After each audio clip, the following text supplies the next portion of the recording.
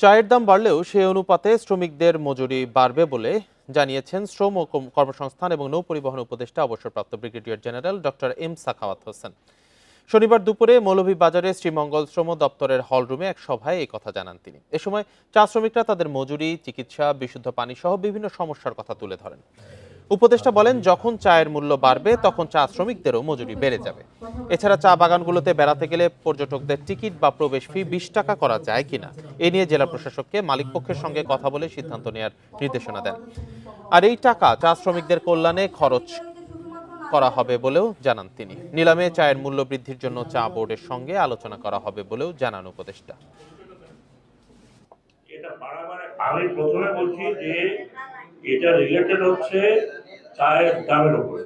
এটা ইমিডিয়েট আমাকে চেয়ারম্যান বললেন এটা বাড়াবার একটা সিদ্ধান্ত হয়েছে, কিছুদিনের মধ্যে হয়তো এটা বাড়বে।